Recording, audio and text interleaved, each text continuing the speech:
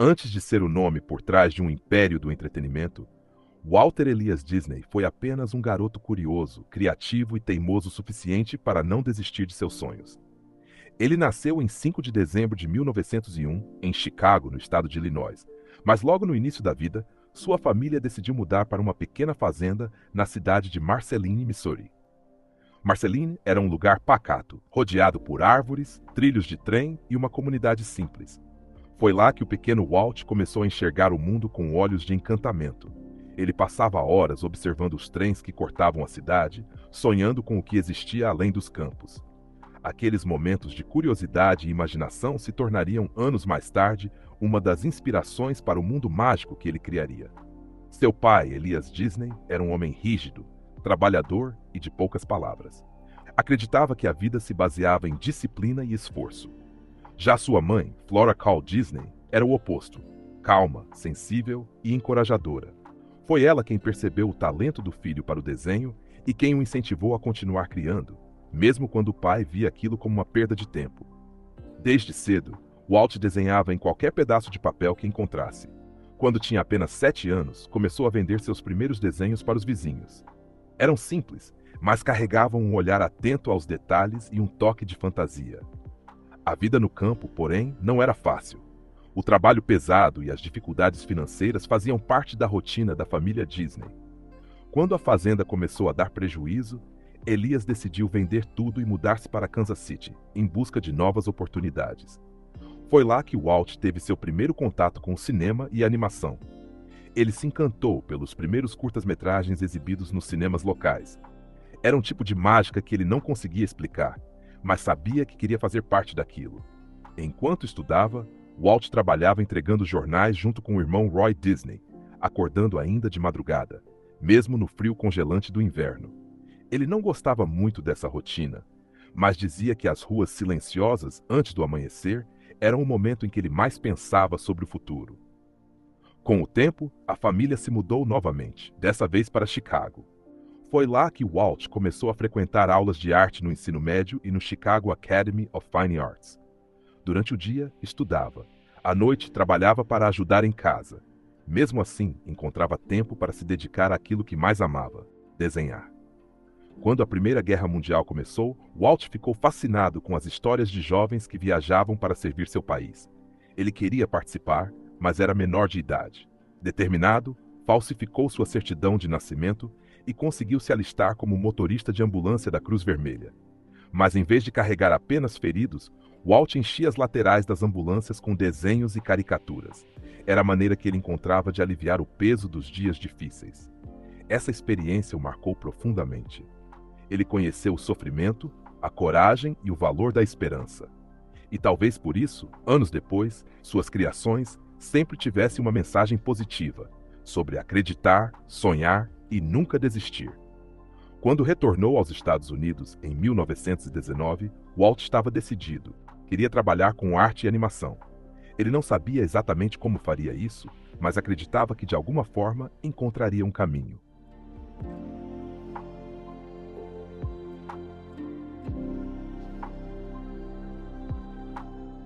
De volta aos Estados Unidos após servir na Primeira Guerra Mundial, Walt Disney retornou cheio de sonhos, mas com poucos recursos.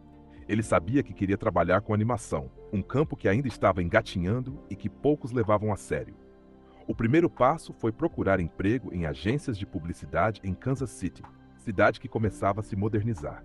Lá, ele conseguiu uma vaga no Pesman Rubin Commercial Art Studio, onde conheceu outro jovem artista chamado Ub Iwerks, um nome que se tornaria crucial na história da Disney. Ub era reservado, metódico e tinha um talento técnico impressionante. Walt, por outro lado, era cheio de ideias, entusiasmo e uma capacidade quase mágica de inspirar quem estava ao seu redor. Juntos, eles formavam uma dupla perfeita, o sonhador e o executor. Quando o estúdio em que trabalhavam fechou, os dois decidiram tentar algo por conta própria. Fundaram o Iwerks Disney Commercial Artists, um pequeno estúdio que oferecia ilustrações e pequenos trabalhos de arte. Mas os tempos eram difíceis e os clientes eram poucos. Walt, sem se deixar abater, começou a explorar uma nova forma de arte que estava surgindo: a animação em filmes curtos. Foi então que ele começou a produzir curtas animados baseados em contos de fadas clássicos. Ele se encantava com a ideia de fazer desenhos se moverem, de dar vida ao papel. Em 1922, com apenas 21 anos, Walt fundou seu próprio estúdio, Laugh-O-Gram Films. O nome Laugh-O-Gram vinha da ideia de mensagens que fazem rir. Ele queria criar pequenas animações divertidas, que transmitissem alegria e esperança, mesmo em tempos difíceis. O estúdio era pequeno, instalado em um prédio simples, mas fervilhava de criatividade. Walt contratou jovens talentos locais e começou a produzir suas animações com orçamentos apertadíssimos. Entre os curtas que ele produziu estavam Puss in Boots, Cinderella, Little Red Riding Hood e Alice's Wonderland, uma das ideias mais ousadas de Walt na época. Esse curta misturava animação com atores reais. Uma menina chamada Virginia Davis interagia com personagens desenhados, algo inédito e revolucionário para o período. Mas o entusiasmo criativo de Walt era maior do que sua experiência em negócios. O estúdio começou a enfrentar problemas financeiros. Ele tinha dificuldade em cobrar clientes e muitas vezes gastava mais do que ganhava. Mesmo assim, ele continuava sorrindo, acreditando que a sorte logo mudaria. Em poucos meses, o Laugh-O-Gram entrou em colapso. Walt precisou fechar as portas, sem dinheiro nem perspectivas. Ele mal tinha o suficiente para comer, dormia no escritório e se alimentava de feijão enlatado. Ainda assim, mesmo falido, ele não perdeu a fé. Em uma entrevista anos depois, ele disse: "Eu preferia falhar fazendo algo que amo, do que ter sucesso em algo que não me inspira." Com apenas 22 anos, sem um centavo no bolso, Walt tomou uma decisão que mudaria sua vida para sempre. Pegou uma mala, juntou alguns rolos de filme e uma passagem de trem para Hollywood, Califórnia, o coração do cinema americano. Naquele trem, ele não tinha dinheiro nem garantias, mas tinha algo mais valioso, uma ideia e uma confiança inabalável de que um dia o mundo conheceria seus sonhos. Ao chegar em Los Angeles, foi recebido pelo irmão Roy Disney, que trabalhava em um banco e o ajudou com o pouco que podia. Juntos, eles começaram a construir um novo estúdio, desta vez com mais prudência, mas sem perder a essência criativa que definia Walt. Ali nascia o Disney Brothers Studio, que mais tarde se tornaria simplesmente The Walt Disney Company. O primeiro grande projeto foi reviver a ideia que havia surgido em Kansas City, a série Alice Comedies, que misturava animação e filmagens reais. A série fez sucesso e começou a render lucro. Walt e Roy finalmente podiam respirar. Mas o maior teste da carreira de Walt ainda estava por vir. Ele teria que enfrentar a primeira grande traição de sua vida profissional. E desse momento de perda, nasceria o personagem que mudaria a história da animação para sempre.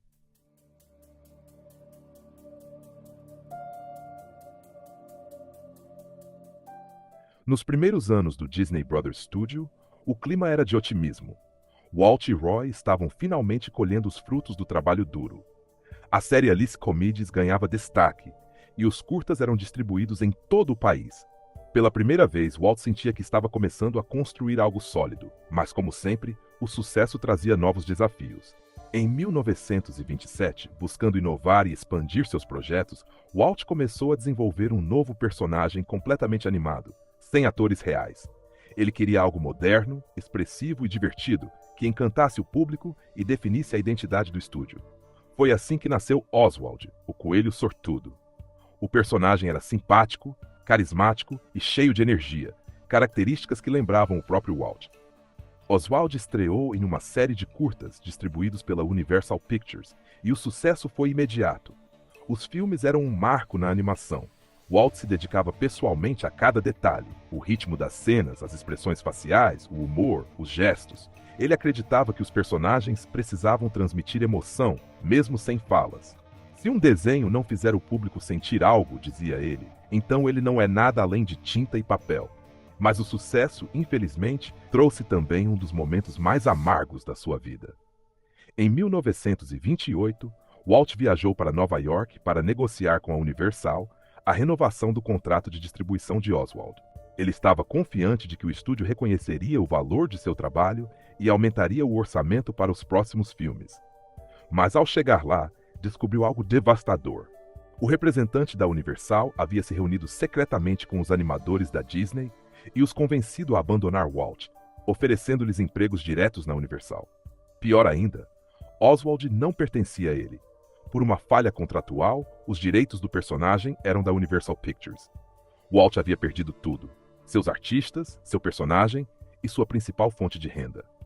Na volta para casa, ele embarcou em um trem silencioso, com o coração despedaçado. Para muitos, aquele seria o fim da carreira. Mas para Walt Disney foi apenas o começo.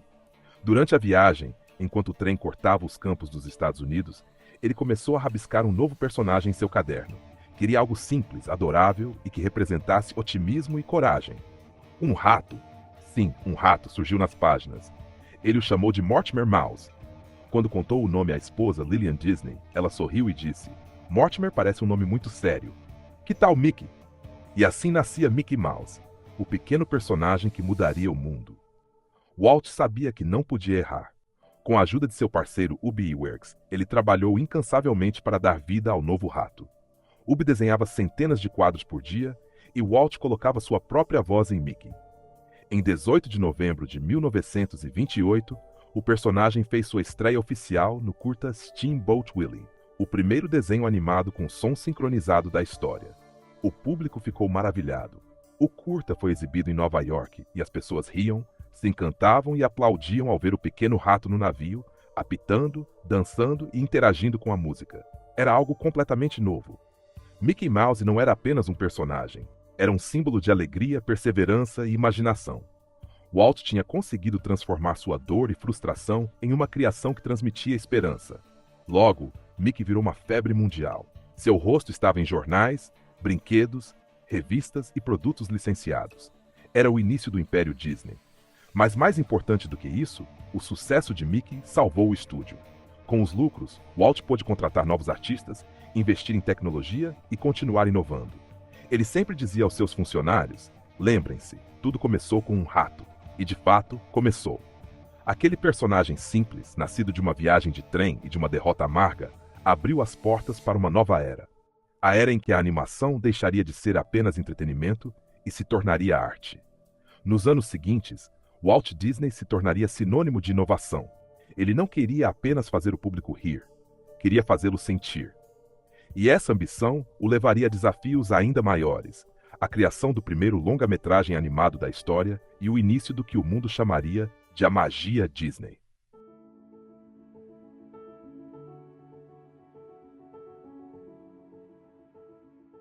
Após o sucesso de Mickey Mouse, Walt Disney tornou-se um nome conhecido em todo o país.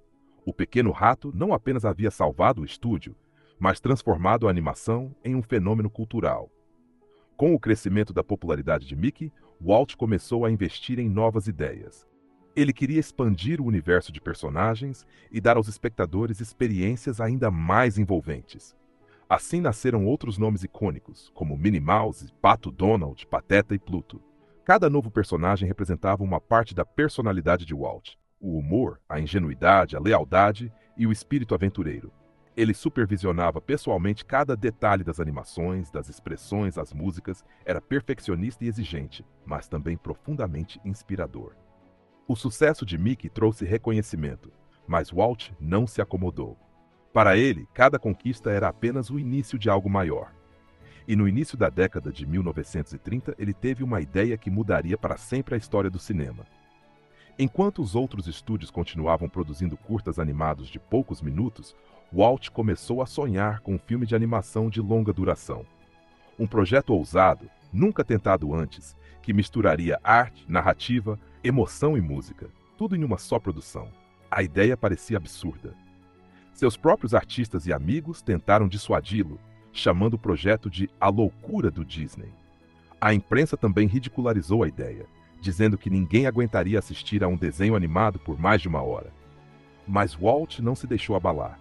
Ele acreditava que o público era capaz de se emocionar com personagens desenhados, desde que houvesse uma história verdadeira por trás.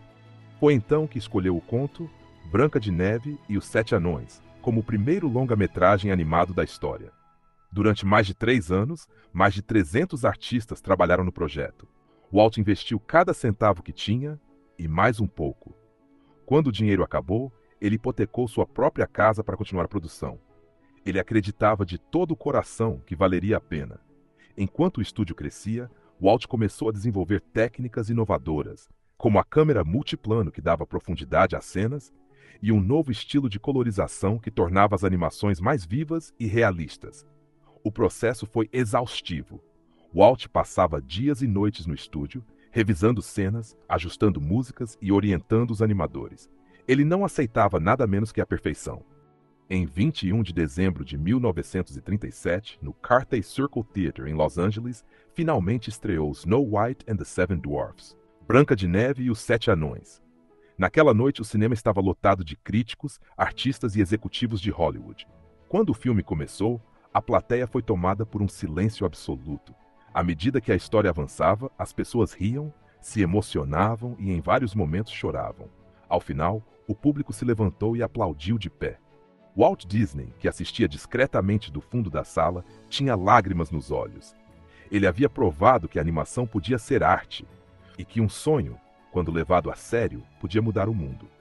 O filme arrecadou milhões de dólares e tornou-se o maior sucesso de bilheteria da época, superando todas as expectativas.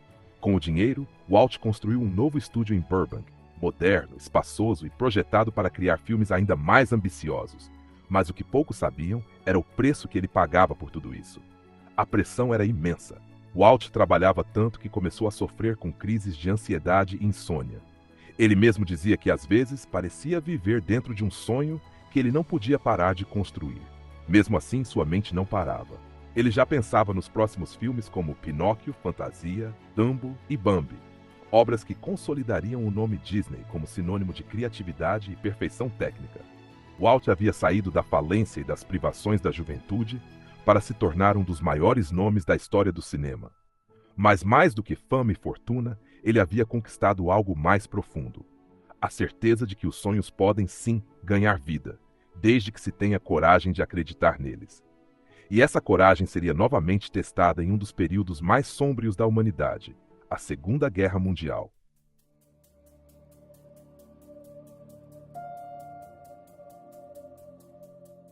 No final da década de 1930, Walt Disney vivia o auge da fama. Branca de Neve e os Sete Anões havia transformado o estúdio em um símbolo de sucesso e criatividade. No entanto, o sonho que ele havia construído começava a enfrentar ventos contrários. A ambição artística de Walt o levava a arriscar cada vez mais. Ele não queria repetir fórmulas, queria desafiar o impossível a cada novo projeto. E foi assim que surgiram Pinóquio e Fantasia, lançados em 1940. Ambos eram filmes extraordinários, visualmente deslumbrantes e tecnologicamente revolucionários. Fantasia, por exemplo, misturava música clássica com animação experimental, criando uma experiência cinematográfica jamais vista. Mas havia um problema: o público ainda não estava preparado para algo tão sofisticado. As bilheterias foram decepcionantes. O estúdio começou a acumular dívidas e, pela primeira vez desde Mickey Mouse, o Império Disney parecia vulnerável. Para piorar, em 1939, eclodiu a Segunda Guerra Mundial. A Europa, um dos principais mercados de distribuição dos filmes Disney, mergulhou no caos. Com cinemas fechados e fronteiras bloqueadas, os lucros despencaram. De repente, Walt viu tudo o que havia conquistado correr risco. Para manter o estúdio vivo, ele aceitou contratos do governo americano para produzir filmes de treinamento e propagandas patrióticas. Nascia assim uma nova fase, conhecida como o período de guerra dos estúdios Disney. Entre os trabalhos produzidos estavam filmes educativos e animações de apoio às Forças Armadas, como The New Spirit, Education for Death e Victory Through Air Power. Alguns desses curtas serviam para levantar o moral dos soldados e da população. Mesmo em meio à guerra, Walt encontrava formas de manter a esperança viva. Ele acreditava que o cinema tinha o poder de unir as pessoas, mesmo em tempos de medo. Mas dentro do estúdio, as coisas não iam bem. O ambiente de trabalho estava tenso. Muitos artistas, frustrados com os baixos salários e a carga exaustiva, começaram a se revoltar. Em 1941, estourou uma greve que abalou o coração da empresa. Pela primeira vez, Walt viu seus próprios funcionários, pessoas que ele considerava parte da família, marchando em frente aos portões do estúdio, com cartazes e palavras de protesto. Walt ficou profundamente ferido. Ele se via como um sonhador, não como um patrão. Aquele conflito o fez se isolar e refletir sobre o rumo das coisas. Foi nesse mesmo ano que ele recebeu um convite inesperado do governo dos Estados Unidos para uma viagem diplomática pela América do Sul. A missão tinha o objetivo de fortalecer laços culturais entre os países do continente. Walt aceitou o convite. Durante a viagem, ele visitou o Brasil, o Chile, a Argentina e o Uruguai. No Rio de Janeiro, foi recebido com entusiasmo. A experiência inspirou a criação de 2 filmes, Saludos Amigos, 1942, e The Three Caballeros, 1944, que celebravam a cultura latino-americana. Essa viagem marcou um ponto de virada. Walt voltou aos Estados Unidos com uma nova visão e uma nova energia. Ele percebeu que, para continuar criando, precisava se reinventar. Nos anos seguintes, com o fim da guerra, o mundo voltava a sorrir, e Walt queria devolver essa alegria ao público. Ele voltou a apostar em histórias mais leves, cheias de magia e emoção. Foi nesse período que surgiram filmes como Cinderela, Alice no País das Maravilhas, Peter Pan e A Dama e o Vagabundo. Cada filme era um lembrete de que a esperança sempre renasce, mesmo depois das tempestades. O estúdio começava a se recuperar financeiramente, mas Walt, sempre inquieto, já sonhava com algo maior. Ele queria criar um lugar onde adultos e crianças pudessem viver dentro das histórias, um espaço físico onde a magia das telas se tornasse realidade. Era uma ideia tão ousada que muitos acharam que ele estava perdendo o juízo. Mas Walt Disney nunca foi movido pelo que os outros achavam possível. Ele era movido por imaginação. E dessa imaginação nasceria um dos lugares mais mágicos do planeta, a Disneylândia.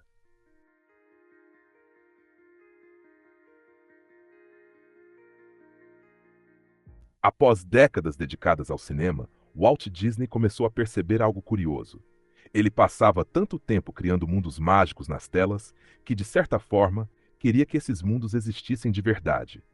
Certa vez, enquanto observava suas filhas brincando em um carrossel de um parque comum em Los Angeles, Walt notou algo. Os pais ficavam sentados, entediados, enquanto as crianças se divertiam. Naquele momento, uma ideia começou a tomar forma em sua mente. E ela jamais o deixaria em paz.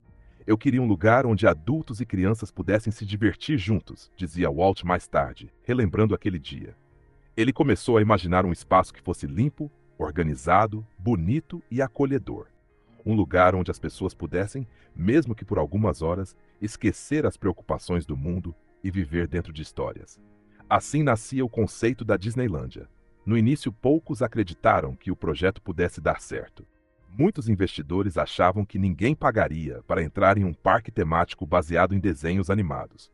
Alguns diziam que seria a segunda grande loucura de Walt Disney, comparando com a ousadia de Branca de Neve. Mas, como sempre, Walt acreditava na força do sonho. Ele não via apenas brinquedos e atrações, via um mundo inteiro de imaginação.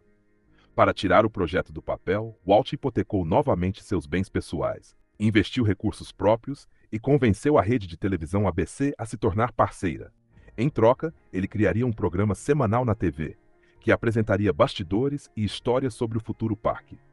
Esse programa seria o primeiro passo para o império de mídia que nasceria a partir dali, com a ajuda de engenheiros, artistas e arquitetos, que ele chamava carinhosamente de Imagineers.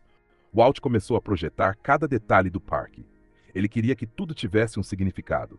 As ruas, as fachadas, os sons e até os cheiros, tudo deveria contar uma história. A construção começou em 1954, em uma área de 65 hectares em Anaheim, Califórnia. O trabalho foi intenso e cheio de imprevistos. O orçamento inicial de $1 milhão rapidamente se multiplicou, e Walt teve que lidar com atrasos, críticas e dúvidas. Mas em 17 de julho de 1955, finalmente chegou o grande dia, a inauguração da Disneylândia. O evento foi transmitido ao vivo pela televisão, com uma audiência estimada de 90 milhões de pessoas, um número impressionante para a época. Celebridades, repórteres e autoridades estavam presentes. Mas junto com o glamour vieram também os problemas. Naquele dia o calor era sufocante, o asfalto recém-colocado derretia sob os sapatos das pessoas e o parque estava tão lotado que muitos brinquedos pararam de funcionar. A imprensa chamou o dia de Black Sunday, o Domingo Negro. Mas Walt não se deixou abalar. Ele sabia que o primeiro dia não definia o futuro. Em pouco tempo o parque foi ajustado, melhorado e reorganizado. E logo, a Disneylândia se transformou em um sucesso absoluto. Milhares de pessoas começaram a viajar de todos os cantos dos Estados Unidos para visitar o lugar mais feliz da Terra. As famílias saíam de lá com um brilho nos olhos, o mesmo brilho que Walt havia imaginado anos antes, no carrossel com suas filhas.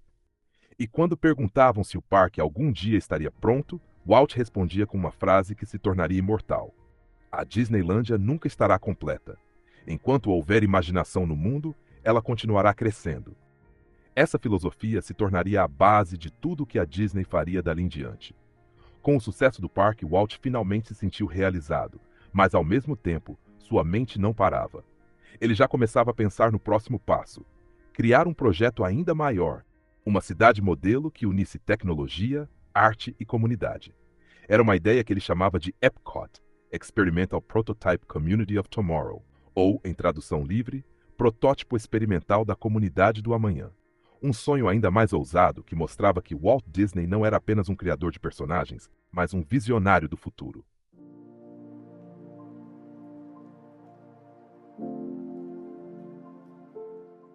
Depois do sucesso da Disneylândia, muitos teriam parado.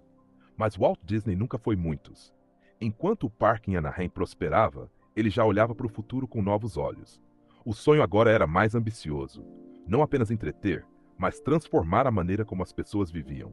Walt acreditava que a tecnologia e a imaginação poderiam criar um mundo melhor.